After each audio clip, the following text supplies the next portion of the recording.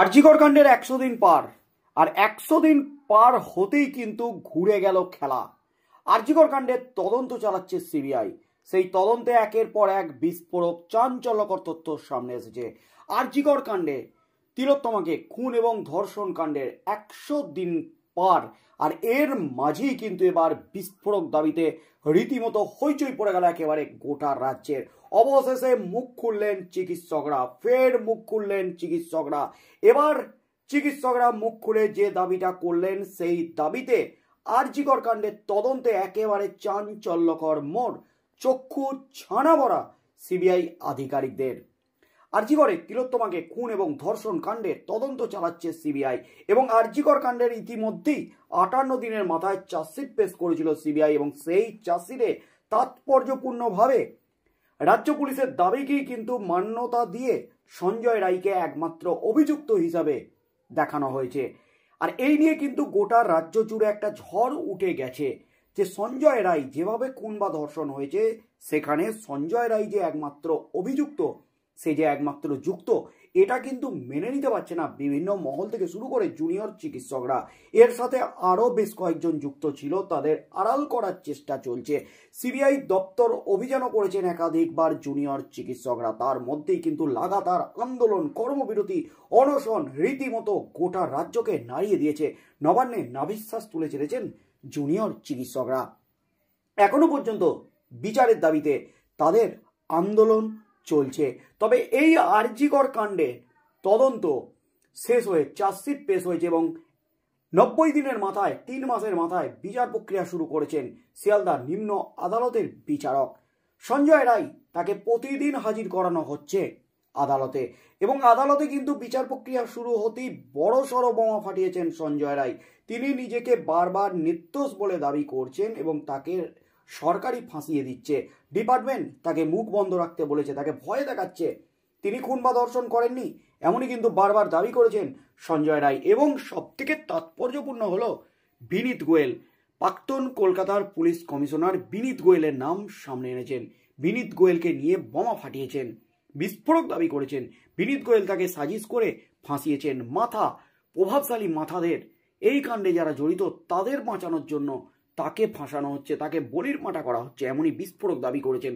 তার মধ্যেই কিন্তু আরজিকর কাণ্ডে গ্রেপ্তার হয়ে জেলে আছেন সঞ্জয় রায় ছাড়াও এই আরজিকর কাণ্ডে প্রত্যক্ষভাবে জড়িত না হলেও পরোক্ষভাবে জড়িত আছেন সন্দীপ ঘোষ এবং টালা থানার ওসি অভিজিৎ মণ্ডল।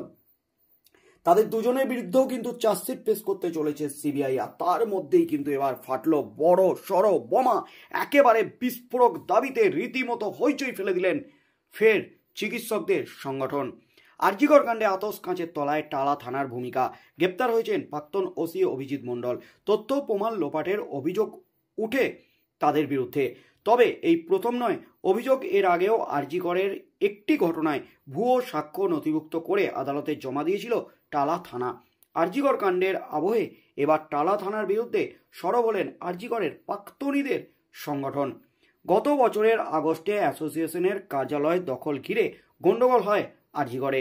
অ্যাসোসিয়েশনের সদস্যদের মারধরের অভিযোগ ওঠে সন্দীপ ঘোষ ঘনিষ্ঠ চিকিৎসক পড়ুয়াদের বিরুদ্ধে।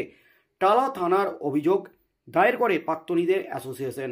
সেই ঘটনায় সংগঠনের দাবির পক্ষে সাক্ষী ছিলেন চিকিৎসক তরিৎ চট্টোপাধ্যায়। সংগঠনের দাবি, শিয়ালদা আদালতে চিকিৎসক তরিৎ চট্টোপাধ্যায়ের ভুয়ো সাক্ষ্য নথিভুক্ত করা হয়।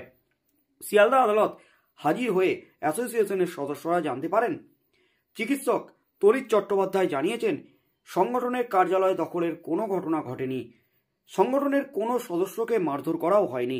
টালা থানার তরফে আদালতে নাকি এমনই দাবি করা হয়েছে বলে বক্তব্য অ্যাসোসিয়েশনের। এই নিয়ে TV9 বাংলাকে চিকিৎসক তরিৎ চট্টোপাধ্যায় বলেন, আমার সঙ্গে টালা থানার কেউ যোগাযোগ করেননি। আমার নাম করে যে সাক্ষ্য নথিভুক্ত হয়েছে তা সর্বৈব মিথ্যা। চিকিৎসক তরিৎ চট্টোপাধ্যায়ের এই বক্তব্যকে সামনে রেখে সাংবাদিক বৈঠকে আরজিকরের প্রাক্তনীদের সংগঠনের দাবি, তথ্য প্রমাণ লোপাটের ঘটনা তিলোত্তমা কাণ্ডে এই প্রথম নয়।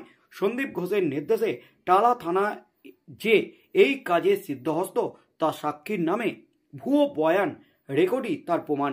নিজেদের বক্তব্যের পক্ষে সাংবাদিক বৈঠকে চিকিৎসক তরিৎ চট্টোপাধ্যায়ের বক্তব্যকে তুলে ধরেন সংগঠনের সম্পাদক তাপস ফ্রান্সিস বিশ্বাস। সেই সূত্রে সংগঠনের কার্যালয় দখল ঘিরে বয়ান বদলের বিষয়টিও সিবিআইকে লিখিতভাবে জানানো হবে বলে জানিয়ে দিলেন সাংবাদিক বৈঠক করে আরজি করের সংগঠনের অ্যাসোসিয়েশন। তাতেই কিন্তু হইচই পড়ে গেল। এবার কিন্তু সিবিআইকে লিখিতভাবে জানাতে চলেছে টালা থানা এবং সন্দীপ ঘোষ এরা কিভাবে একেবারে লিঙ্কেজ, এরা এর আগেও কিভাবে দুর্নীতির মাধ্যমে তথ্য প্রমাণ লোপাট করেছে। আরজি করের প্রাক্তনীদের সংগঠনের তরফ থেকে কিন্তু বিস্ফোরক অভিযোগ করা হলো। শুধু অভিযোগ নয়, সিবিআইকে লিখিত জবানবন্দি কিন্তু দিতে চলেছে। আর তাতেই কিন্তু চরম ফ্যাসাদে পড়তে চলেছেন টালা থানার প্রাক্তন ওসি অভিজিৎ মণ্ডল। তার বিরুদ্ধে কিন্তু বিরাট প্রমাণ তুলে দিতে চলেছে সিবিআই।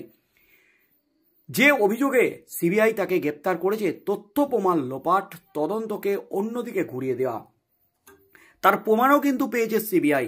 কারণ টালা থানার ওসি অভিজিৎ মণ্ডল এবং সন্দীপ ঘোষের ফোন থেকে একাধিক বিস্ফোরক চাঞ্চল্যকর তথ্য সামনে এসেছে।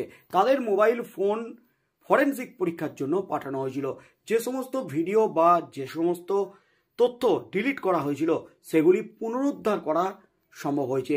আর সেই তথ্য পুনরুদ্ধার করে সেগুলো খুলতেই, সেই ফাইলগুলি খুলতেই কিন্তু রীতিমতো তোলপাড়। অর্থাৎ আরজি কর কাণ্ডে তদন্তকে ধামাচাপা দেওয়া, তদন্তে লেট করা এবং তদন্তে গাফিলতি, তথ্য প্রমাণ লোপাটের যে অভিযোগগুলো উঠেছিল সেই অভিযোগেই কিন্তু গ্রেপ্তার হয়ে জেলে আছেন সন্দীপ ঘোষ এবং টালা থানার প্রাক্তন ওসি অভিজিৎ মণ্ডল। তাদের বিরুদ্ধে উঠেছে চাঞ্চল্যকর অভিযোগ এবং তার প্রমাণও মিলেছে।